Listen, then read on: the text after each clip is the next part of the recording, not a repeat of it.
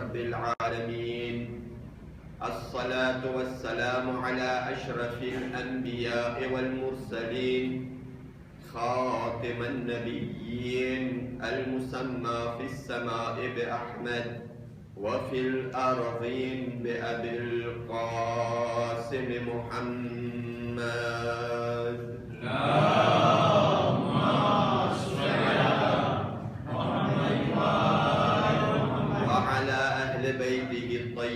الطاهرين المعصومين المظلومين واللعنة الدائمة على أعدائهم وقتلتهم وغاصبي حقوقهم ومنكر فضائلهم أجمعين.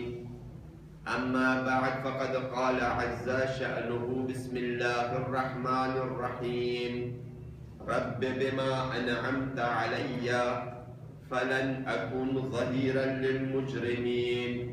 آمنا بالله وصدق الله العلي العظيم. صلوات محمد وعلى محمد. اللهم صل على محمد وعلى محمد. एक तरफ आज की रात जुमेरात અને બીજી તરફ આજ આપણને સાનિએ ઝહરા સૈયદા ઝૈનબ સલામુલ્લાહ અલૈહા ને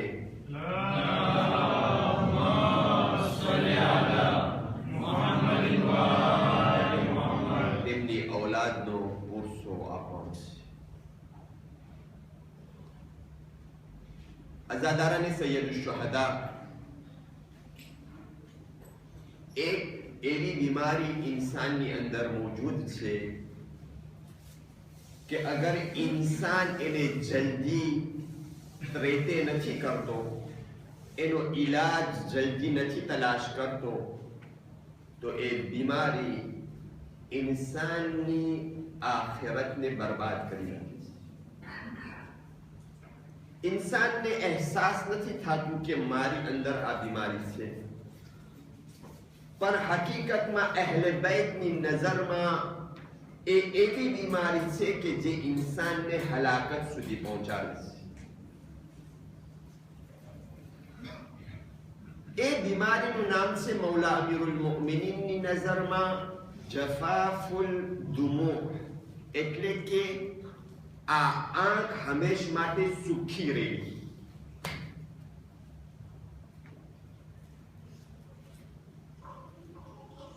खतरनाक बीमारी है. आ आंखनी अंदरथी जर्रा बराबर पण आंसू न निकळवा.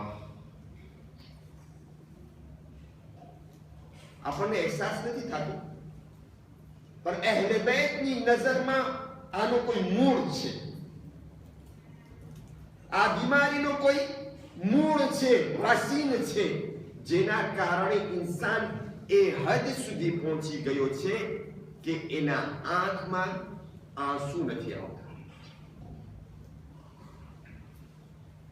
જો मौला अमीरुल मोमिनीन अली इब्न अबी तालिब अलैहिस्सलातु वस्सलाम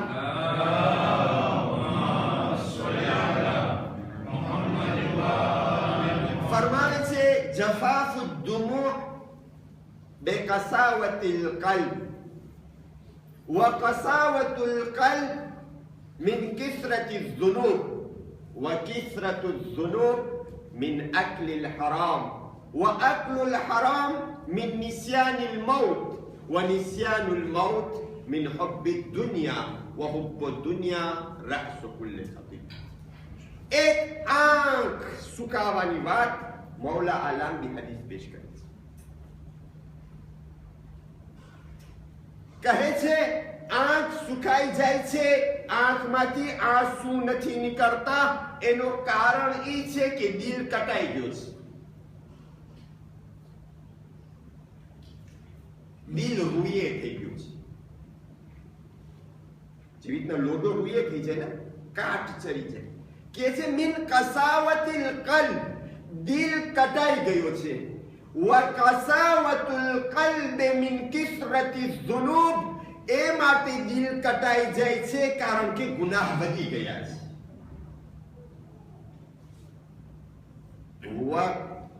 કિસરતી ઝુનુબ મિન અકલિલ હરામ, અને એ માટે ગુનાહ વધી ગયા છે કારણ કે હરામ ખોરાક વધી ગઈ છે. وأكل الحرام من نسيان الموت, અને એ માટે ઇન્સાન હરામ રોજી ખાય છે કારણ કે મોત ભૂલાઈ ગયું છે. وَنِسْيَانُ الْمَوْتِ مِنْ حُبِّ الدُّنْيَا, અને એ માટે મોત ભૂલાઈ ગયું છે કારણ કે ઇન્સાનના દિલમાં દુનિયાની મોહબ્બત વધી ગઈ છે. وحب الدنيا رأس كل خطيئة, અને દુનિયાની મોહબ્બત હર ખરાબીનો જડ અને સર છે.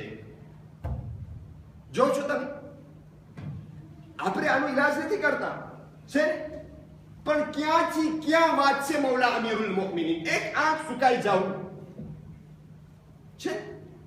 આ દિલને નરમ કરી આપણે. આ જુમેરાત દિલને નરમ કરવાની રાત છે. કેટલી વાત આની અંદર આવી ગઈ. અગર બીજો કોઈ અશરો ના પડે, ફક્ત આ જ હદીસનો અશરો પડે તો અશરો થઈ જાય. કેટલી વાત આવી ગઈ. સાચા છે. આંખ સુકાઈ જાવું, હા, ગુનાહ વધી જવા, દિલ કટાઈ જાવું, હા, મોત ભૂલાઈ જવું, હરામ ખોરાક ખાવી, મોહબ્બત એ દુનિયા. 6 વાતો થઈ છે, પણ મને પૂરો અશરો એમાં નથી ખેંચવો, કારણ કે મારા પાસે પણ 4 રાત છે, કારણ કે મૌલા 4 રાતના મહેમાન છે.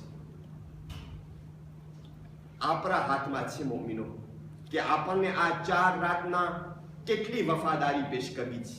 સૈયદુશ શુહદાને કેવી રીતના આપણે હલમિન નાસિરીનનો જવાબ દેવો છે, આપણા હાથમાં છે મોમિનો. સાચી વાત છે. કેવી રીતના કયા તરીકાથી આપણને લબ્બૈક યા હુસૈન કહેવું છે, એ આપણા. ફક્ત હું આ બીમારી તરફ ઈશારો જ કરતો હતો કે એનો ઈલાજ ઇન્સાન કરે, કારણ કે નકર તો ઇન્સાન શું બની જાય છે? દુનિયાની અંદર ફિરഔન બની જાય છે. આ બીમારી ફિરૌનની અંદર હતી, રિવાયતોમાં મોજૂદ છે. અલ ઇન્સાન લયતગા, ઇન્સાન સરકશ બની જાય છે. સરકશ, તુગાત. એક આ બીમારી, આ આંખ. શા માટે? કારણ કે હિદાયત ઘડતી જ નથી. જ્યારે દિલ કટાઈ જાય તો જેટલામાં આપણે ખુદ ઇકરાર ઘણીવાર કરે છે. આપણે ઘણીવાર કહે છે કે ભાઈ આયતુલ્લાહ સિસ્તાની આવશે ને આપણે ત્યાં, તો પણ આપણે નહીં સુધરે. કે તમને ખબર છે એનો અર્થ શું છે? ફ્લાગ્રન્ટ વાત છે. આ તમને ખબર છે? આ ફ્લાગ્રન્ટ વાત છે કે એનો અર્થ કે કઈ ઈલાજ જ નથી. ના મોમિનો, સૌના હાથમાં છે કે ઈલાજ કરે, સમજો ને, અને ત્રેતે કરે આ બીમારી. મારી આજ તમન્ના છે એ માટે કે જનાબે આઉનો મોહમ્મદનો આજ જિક્ર કરવાનો છે, તો હું ચાહું છું કે આજ સૈયદા ઝૈનબને તવસ્સુલ કરી અને આપણે ઇન્શાઅલ્લાહ દુઆ પણ માંગશું અને આપણી મજલિસને પણ આગળ વધારશું. આ બીબીનો આજ તવસ્સુલની રાત છે, એને પુકારવાની રાત છે. અને ઇન્શાઅલ્લાહ એ દુઆ, એ તવસ્સુલની સાથે આપણે સૈયદા પાસે આપણી મુરાદને પણ માંગશું. આપણે દુઆએ તવસ્સુલમાં જ્યારે સૈયદા ઝહરાનું નામ આવે છે તો આપણે યા વજીહતન ઇન્દલ્લાહ ઇશ્ફાઈ લના ઇન્દલ્લાહ પડે છે, કારણ કે औरत છે. અગર મરદ હોય તો ઇશ્ફા લના ઇન્દલ્લાહ હોય. આ દીકરોએ પણ માશાઅલ્લાહ એવું છે કે પડી જાય છે તો એ પણ ખબર નથી પડતી. જેવી રીતના લોહી રંગમાં ફરે છે તો અવાજ નથી આવતો. તો અઝીઝો, એ માટે હું ચાહું છું કે આપણે 3 વાર એ તવસ્સુલનો જિક્ર કરે. ઇન્શાઅલ્લાહ સૈયદા ઝૈનબનો એક મોજીઝો કરીશ અને હું મારી મજાલિસ ઇન્શાઅલ્લાહ તેમની અંદરમાં તેમના હદમાં ઇન્શાઅલ્લાહ હું પેશ કરી નાખીશ. બિસ્મિલ્લાહિર રહમાનિર રહીમ. યા વજીહતન ઇન્દલ્લાહ ઇશ્ફાઈ લના ઇન્દલ્લાહ. યા વજીહતન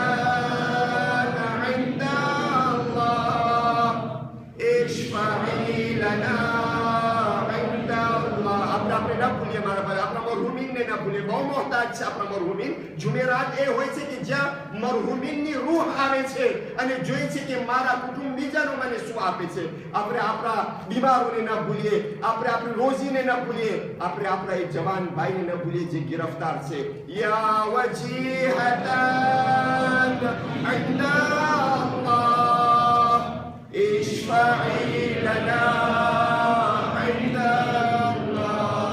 આઝીઝાન મોહતરમ, સૈયદા ઝૈનબ બાબુલ હવાઈજ. બાબુલ હવાઈજ છે, હાજતનો દરવાજો ઝૈનબ છે. અજીજો, શામની અંદરમાં આજ તો આ શામના દરવાજાઓ બંધ થઈ ગયા છે.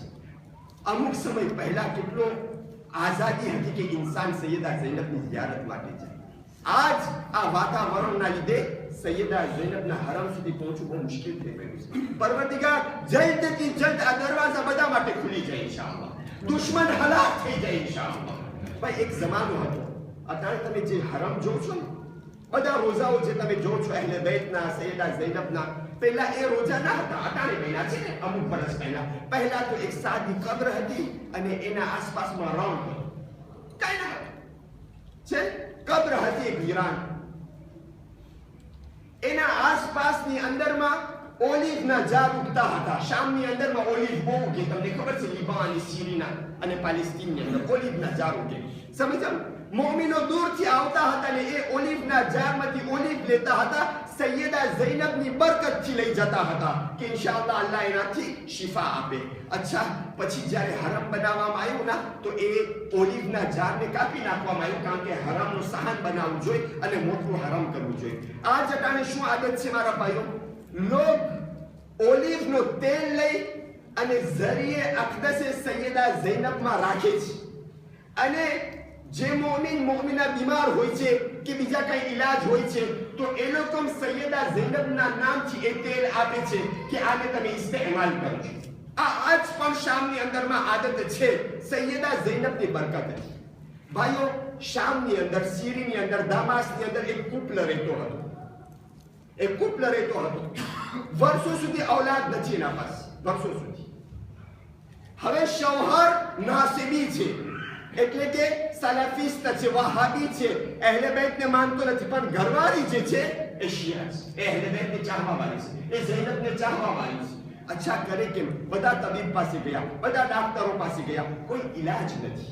એ औरत જે છે એ એક કંપનીમાં કામ કરતી હતી, એક દુકાનમાં કામ કરતી હતી. અહીંયા એક બીજી શિયા औरत પણ કામ કરતી હતી.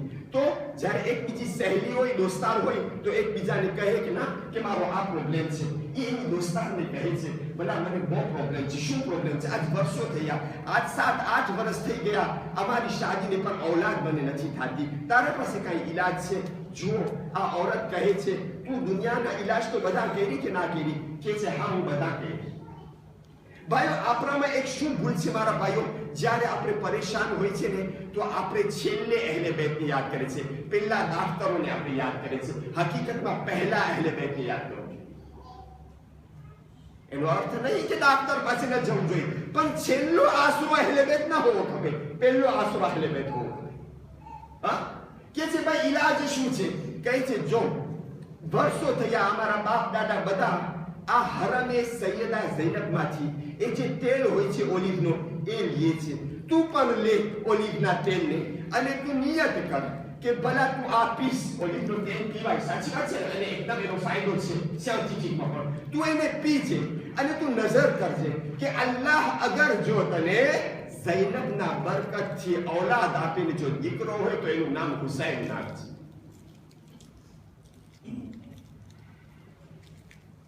આવીશ છેલ્લે હું મજલિસ બાદ છેલ્લે હું આવીશ કે હુસૈન ને ઝૈનબ આ શું સંબંધનું નામ છે? આ ભાઈ બેન કોણ હતા? આ કરજે તું. અલ્લાહ અકબર. औरत કે છે મારું શૌહર વહાબી છે, સલફિસ્ટ છે, સાચી વાત છે ને, આ ધર્મને, આ મઝહબને માનતો નથી, પણ હું નિયત કરું છું. એના શૌહરને કહે છે કે જો મને આ પ્રમાણે તું કબૂલ છે તો હું નિયત કરું, ઔલાદ થાય આપણને તો એનું નામ હુસૈન નાખવાનું છે. મરદ કે છે એને પણ ઔલાદ થતી હતી કે હા. ભાઈઓ નિયત કરે છે અને ઘરવાળી 40 દિવસ સુધી એ તેલ પીએ છે, ઓલિવનો તેલ પીએ છે. ભાઈઓ, જ્યારે ઇન્સાન ખુલૂસની સાથે, ખુલૂસની સાથ જ્યારે ઇન્સાન માંગે છે ને તો ન ઝૈનબ રદ કરે છે ને હુસૈન રદ કરે છે ના શું બતાવું કિતાબ છે કિતાબ લાખો વાક્યા